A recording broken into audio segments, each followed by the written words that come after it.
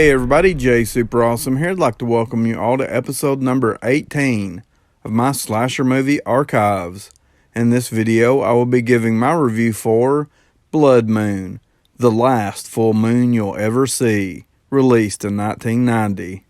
Okay, so getting into the plot for this one.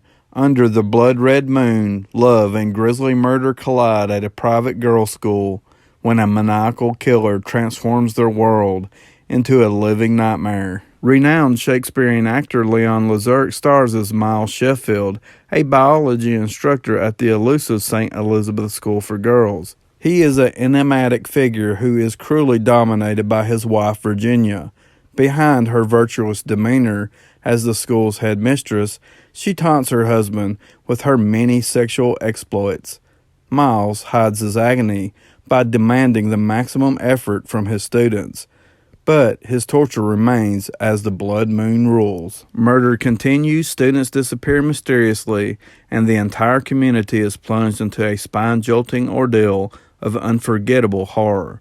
Bloodmoon is a chilling, suspenseful thriller that will thrust you a step beyond your darkest fears. Okay, so getting into my thoughts for this one. I had a pretty decent time watching Bloodmoon. It's a 1990 Australian slasher movie that nobody really ever talks about. And I can kinda understand that because there's not really much of anything about this movie that stands out other than the fact that it's a Australian slasher movie.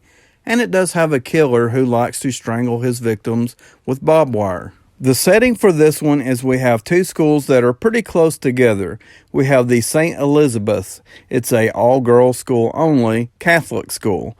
And we have the Winchester, a all-boys only school. That seems to have rich students rivaling with the poor students to add some teen drama to the storyline. The two schools are separated by a wooded area where young lovers like to meet and have sex. The locals call this wooded area Lover's Lane. Of course, the couples make out under the blood moon, but in all honesty, there's no really significant reason for the movie to be called Blood Moon because it doesn't play a part in the movie storyline whatsoever. It's simply young couples meeting up at night in a wooded area to have sex. And we get to see the moon after the victims are murdered. So even though this movie is called Blood Moon, the moon doesn't really serve any importance to the storyline. Okay, so now I'm going to talk about the characters we have in Blood Moon. Young lovers Mary and Kevin are the main characters in this movie storyline. They meet at a school dance and they hit it off pretty quickly and find an immediate connection with each other. The movie doesn't dive too deep into these characters. Both Mary and Kevin have subplots, but the movie never really takes it anywhere interesting. Mary goes to St. Elizabeth's Catholic School for Girls, and she is the daughter of a Hollywood actress. Kevin is a local boy who comes from a poor family. Kevin goes to Winchester where the rich kids rival the poor kids. This plays out with a fist fight and a prank.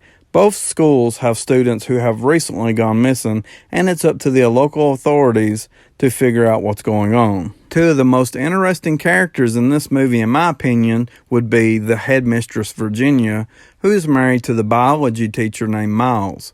Virginia dominates the relationship over Miles.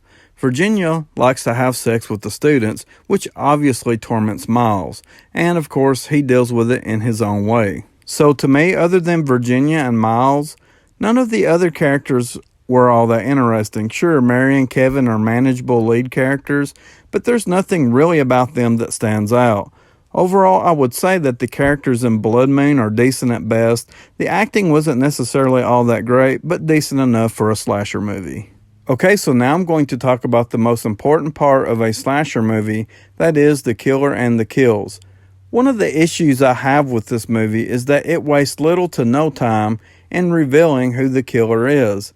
I thought the movie opened up really strong with a kill sequence in the wooded area between the two schools. In fact, the first few kill sequences takes place at this Lover's Lane area. These scenes are set up really well with good stock sequences. You know, the killer is lurking in the shadows while the teens are having sex under the full moon. The music score really sets the tone for these stock sequences, and I thought it was top notch. But then the movie quickly moves away from setting up any kind of suspense. Then we find out who the killer is, and it takes away all the mystery set up from these earlier scenes. that I thought were very well put together. It's like the movie changes direction and focuses on the killer instead of holding any suspense on the killer's identity. We learn some backstory, and it's very clear why the killer is murdering young victims. Let's just say that most of the killings are sexually motivated, and the killer has a thing for saving his victims' fingers and eyes. He keeps them stored away in a jar. I would have really liked to have known what the motivation behind that was, but unfortunately it was never explained. And as far as the kills go in the movie, it has a pretty decent body count. I really like the fact that the killer's weapon of choice is a piece of barbed wire. So we have several barbed wire stranglings, but we also have several stabbings, and then we have a person's head getting repeatedly slammed into a desk in one of the classrooms. Unfortunately, the movie doesn't really offer all that much in terms of blood and gore. I thought it was a missed opportunity to show some cool practical effects on the barbed wire stranglings, but we just don't get that. We should have had necks getting torn to pieces by the barbed wire, and even a decapitation would have been cool. But the end result basically looks like your average stranglings, and that's pretty unfortunate. But overall, I had a decent time watching Bloodmoon. It's probably not going to be one I would revisit too often, but I do think it's worth checking out for hardcore slasher fans if you can get a copy at a decent price. IMDb give it a 4.6. I'm going to give it a 6.0. Anyway, that's going to do it for this video. Always remember, evil never dies. It only rests a while. It watches. It waits.